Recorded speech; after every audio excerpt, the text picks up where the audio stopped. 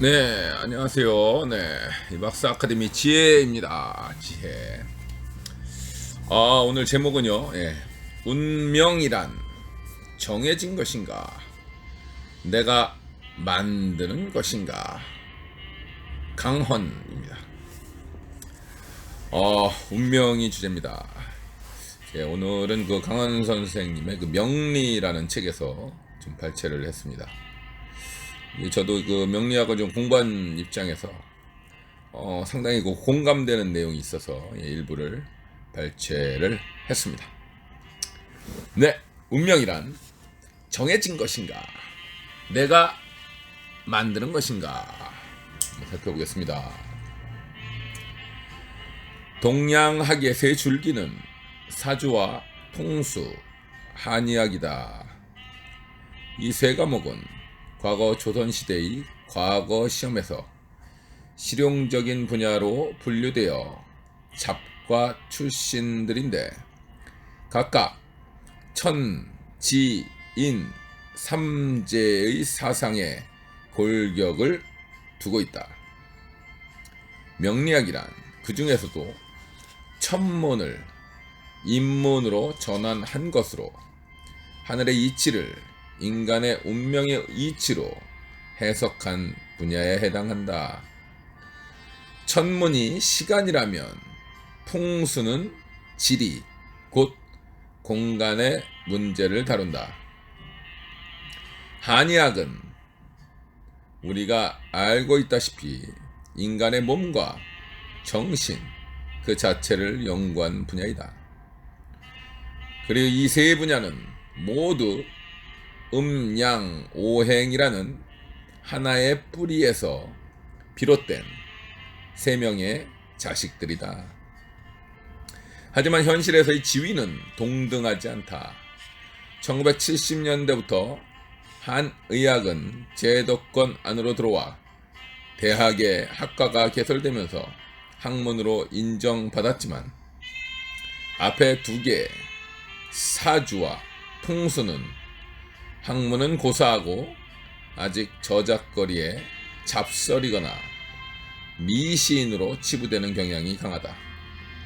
그래도 풍수는 좀 낫다. 풍수 지리학자인 전 서울대 지리학과의 최창조라는 스타 교수가 등장하면서 풍수에 대한 많은 인식을 바꿨다. 이를 빗대어 한의학은 학문적 시민권을 획득했고 풍수는 그래도 영주권은 땄지만 명리학은 여전히 불법 체류자 신분이라고 얘기하기도 한다.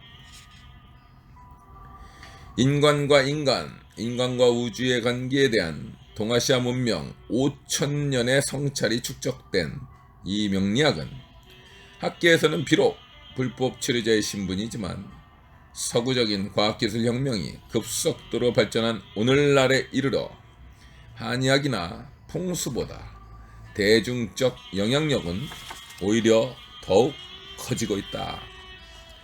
오늘의 운세를 믿거나 믿지 않거나 간에 신문과 잡지에 오래된 목차였고 인터넷 모바일 시대에 이르러서도 그 위세는 날로 커지고 있다. 할머니들이나 다니는 곳으로 알던 온갖 역술점들의 젊은이들이 몰리고 그 종목도 따로 수비야, 점성술 같은 서양의 기법들까지 속속 수입되어 나날이 확대되고 있다. 2000년대 초반 우리나라 점술 시장의 규모는 이미 연간 4조 원 정도였고 지금은 6에서 7조 원 정도라고 이야기한다. 사회의 불확실성이 커질수록 이 시장은 그 규모가 점점 더 커질 것이다. 왜 그런가? 인간은 모두 자신의 운명에 대해 궁금해한다.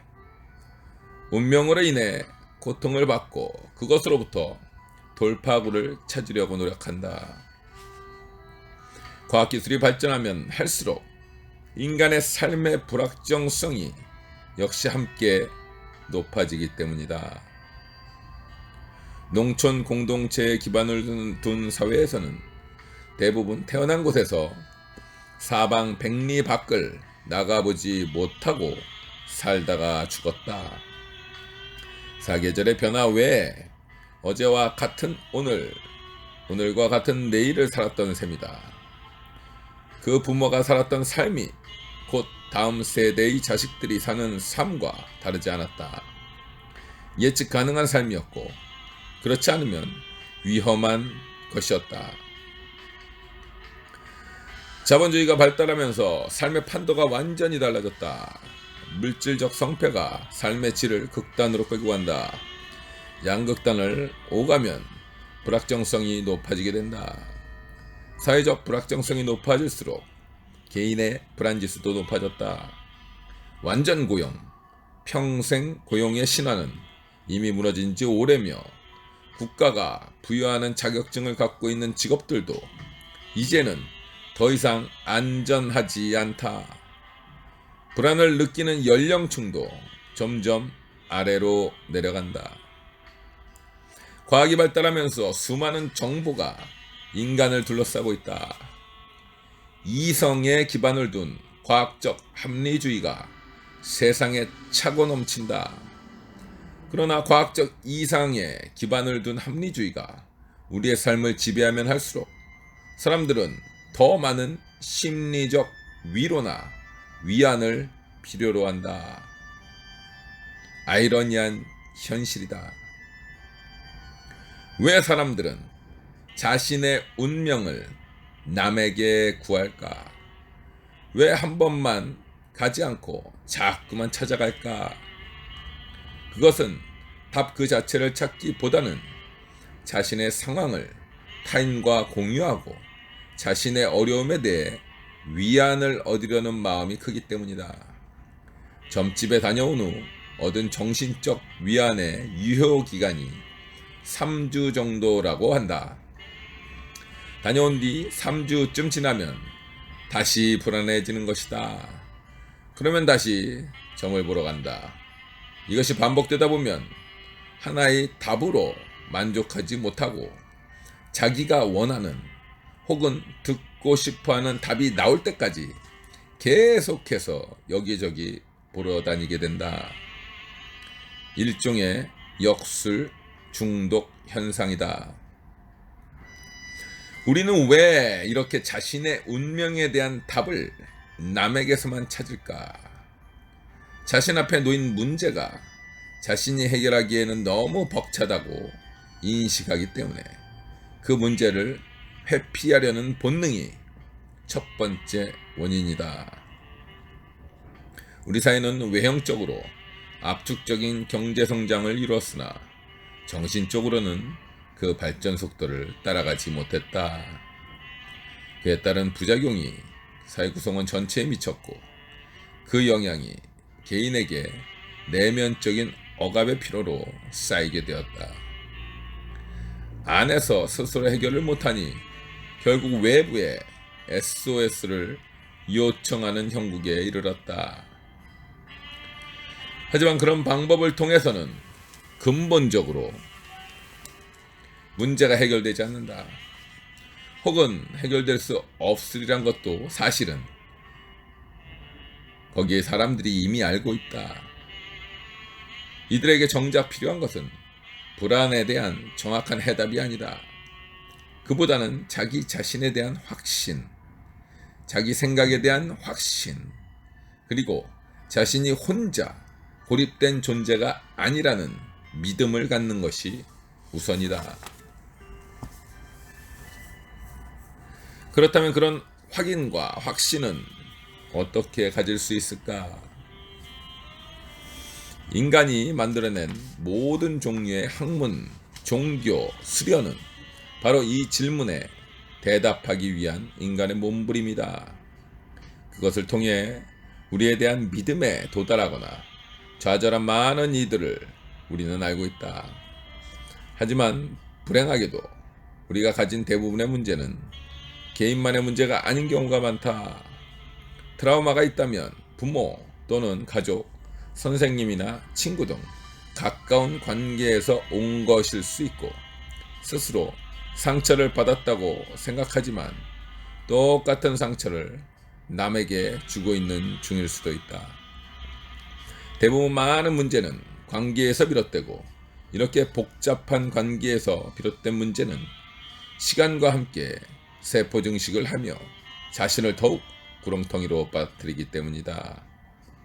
그래 우리는 도저히 불가해한 운명이라는 저주의 형틀을 만들고 스스로 그 형틀 안으로 들어가 한탄하고 빌고 저주하고 포기한다. 인간의 운명은 결정되어 있는 것인가? 주어진 운명은 피해갈 수 없는 것인가?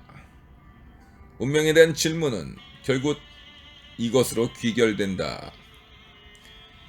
동양의 명리학과 서양의 점성학은 최근까지 인간의 운명은 결정되어 있다고 생각하는 것이 주류였다. 어차피 운명이 결정되어 있으니 그 순리대로 사는 것이 중요하다는 것이다. 명리학의 중요한 고서에서도 상격이나 하격, 즉 이 귀격과 천격 등으로 나누고 실제 삶을 거기에 끼워 맞춰 설명하는 대목들이 많이 보인다. 하지만 과연 그럴까? 그렇게 될 수밖에 없다는 식의 숙명적인 인생관 혹은 세계관은 태어나면서 신분이 정해지는 봉건 시대에는 잘 어울린다. 농민 신분으로 태어났으면 농민으로 살다가 죽는 것이 자연스럽다. 하지만 지금은 세상이 달라졌다. 그런데 정말 달라지긴 했을까? 분수를 알고 분수껏 살아라. 자주 들어본 말이다. 그러나 매우 폭력적인 말이기도 하다. 이 말은 봉건적 질서가 무너진 지 오래된 현대사회와도 도저히 어울리지 않는 말임에도 여전히 유효하다. 왜냐하면 공화제 시대에 이르러서도 우리 사회에는 여전히 경제적, 사회적인 세습 요소가 곳곳에 있기 때문이다. 그 결과 사람들의 의식 속에는 타고난 내 팔자가 그렇지 뭐 라는 일종의 자학적 패배주의가 만연하게 되었다. 그리고 그것은 운명 결정론을 더욱더 강력하게 방어하는 심리적 이유가 되었다. 타고난 운명대로 그냥 살아라 라는 말이 우리의 일상에서 자조적으로 강조되곤 한다. 그런데 운명은 정말 결정되어 있는 것인가? 정말로 결정되어 있다면 어떤 학문도 할 수 있는 일이 아무것도 없다. 만약 운명이 결정되어 있다면 점성학은 강력한 힘을 가질 수 있다. 너는 모르지만 나는 아는, 앞으로의 내 운명을 알려주마, 이럴 수 있을 것이다. 그렇지만 만일 운명이 결정된 게 아니라면 소비자의 입장에서는 내 의지로 운명을 바꿀 수 있는데 굳이 너한테 가서 내가 왜 물어봐야 되지? 이렇게 될 수 있는 것이다. 그래서 몇천 년에 걸친 학문 자체가 그 존립의 근거를 상실하게 될 것이다. 논쟁의 과정이 어찌됐든 동서양의 많은 운명 관련 학문들은 이제 점차 운명 결정론에서 벗어나는 추세다. 그렇다면 이들은 뭐라고 말하고 있는가? 운명은 결정되어 있지 않다. 우리는 다만 조언할 뿐이다. 그렇다 이제 인간의 운명에 관해 이렇다 저렇다 가르쳐 주기보다는 운명은 운명의 주체인 자기 자신이 결정하는 것이지 이제 우리는 그저 조언을 해줄 뿐이다. 행복할 수 있는 방법과 길을 알려주는 일종의 카운셀링 역할이 우리의 할 일이다 라고 말한다. 명리학은 인간이 스스로의 문제를 극복함으로써 자신의 행복을 구축하는 방법을 어떻게 말해주고 있는가. 명리학은 죽음도 관심의 대상이 아니며 태어나 살아있는 동안만 유효한, 그것도 개체적 단위의 인간에 대한 판단의 체계이다. 죽음을 예언한다거나 다수가 동시에 겪게 되는 재앙 같은 것도 명리학은 설명하지 못한다. 만약 그것을 설명한다면 그것은 명리학의 영역이 아니라 접신의 영역이다. 수천 년간 동양 인문학은 우주 원리론의 뿌리가 된 음양과 오행 사생에 기반하고 있지만 명리학은 철저하게 인간의 구체적인 성격 파악과 행동 결정에 개입한다. 명리학이 음양오행에서 빌려온 가장 중요한 관점은 변화이다. 고정되고 결정된 것이 아니라 끝없이 운동하고 바뀌는 힘이다. 그것은 바로 우주의 원리이면서 인간과 인간의 삶의 본질이다. 그러므로 한 인간의 운명이 단순히 태어난 연, 월, 일, 시에 의해 고정되고 결정된다고 이해하는 것이야말로 명리학에 대한 가장 근원적인 오독이다.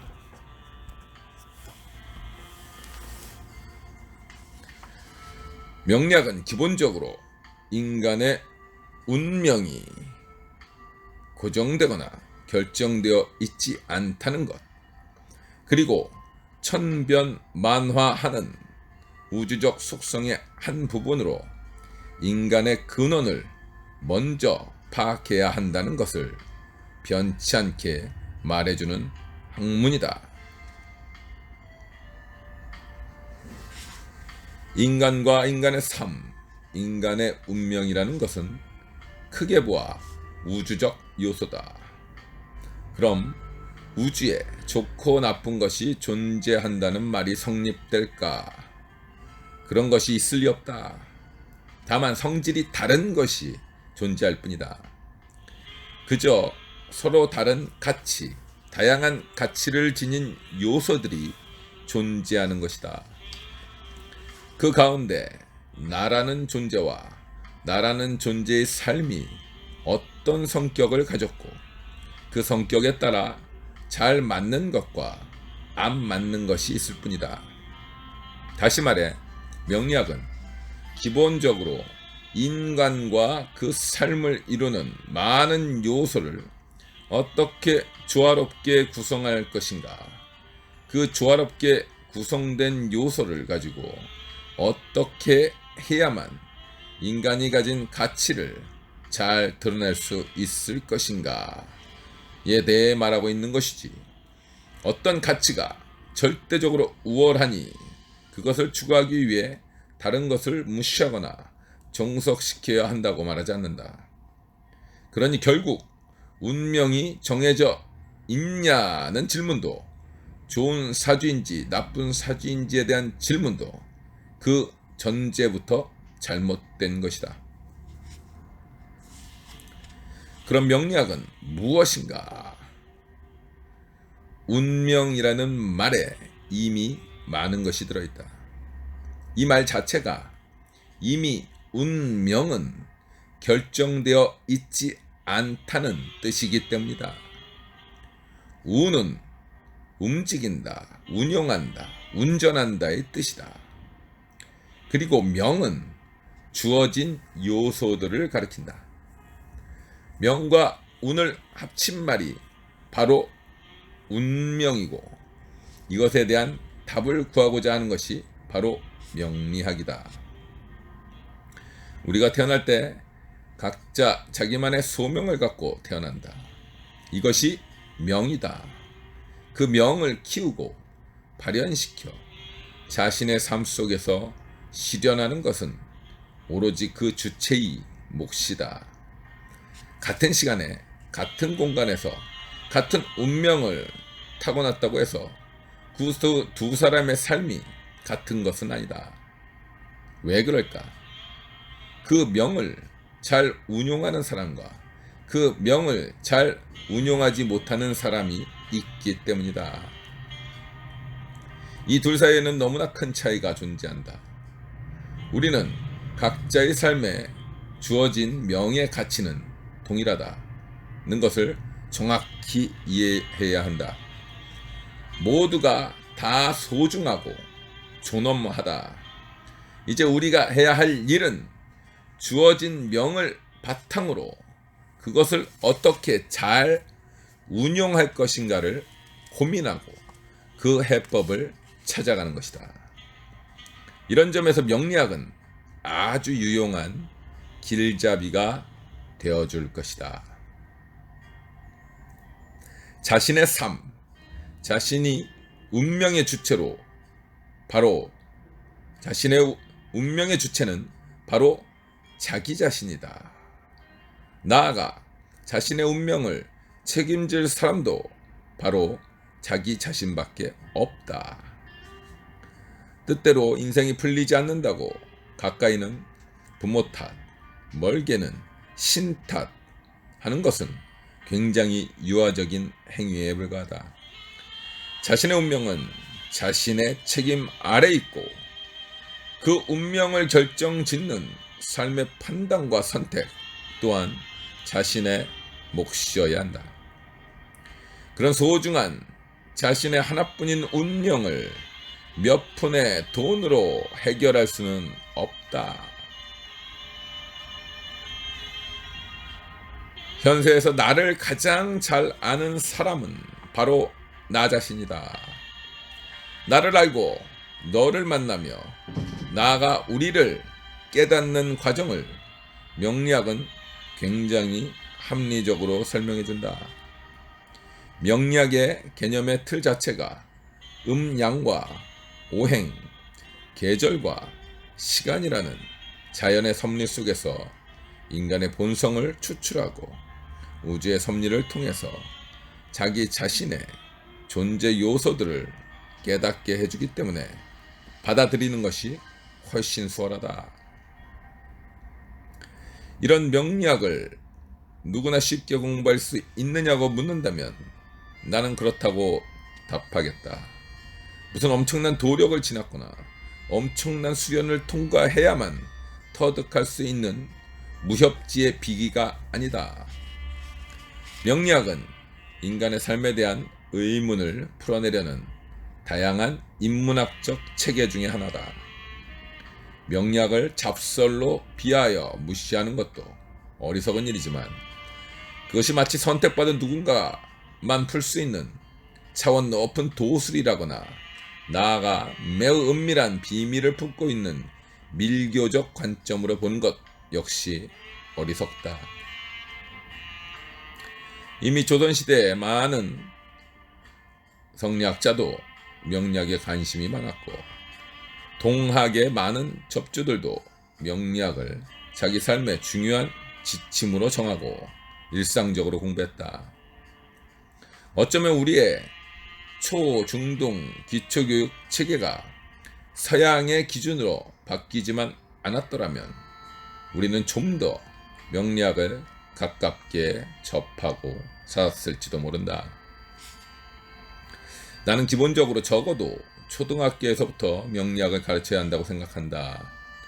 명리학이야말로 그 어떤 서양의 학문 체계보다도 인간과 우주의 관계, 인간 그 자체의 본질에 접근하는 데 있어서 많은 해안을 던져주는 합리적 학문으로 보기 때문이다. 내 말을 듣고 명리학이 학문이냐고 반문하는 사람도 있을 것이다. 만약 여기에 학문적 합리성이 존재하지 않았다면 수십 개의 트렌드의 탄생과 소멸이 횡행하는 급변하는 한국 사회에서 이렇게 오랫동안 명리학이 살아남지는 못했을 것이다. 그럼 이제 단 하나의 질문만 남았다. 명리학은 누구나 공부할 수 있는가? 여기에 대한 내 답은 그렇다이다.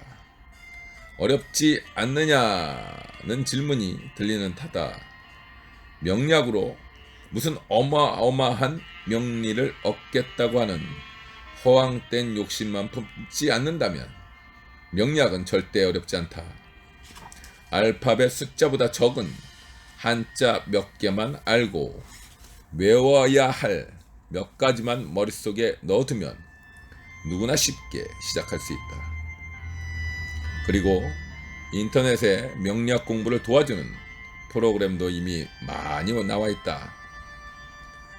그렇게 용기를 내서 명리학 공부를 시작하는 순간 이제 당신의 운명은 당신의 손에 달린 것이 된다. 네, 이것으로 마치겠습니다. 명리학 공부 한번 시작해보는 것도 좋을 것 같습니다. 예. 제 경험상 새로운 세상이 열립니다. 네, 마치겠습니다. 라차차 화이팅! 신바람 이박사였습니다.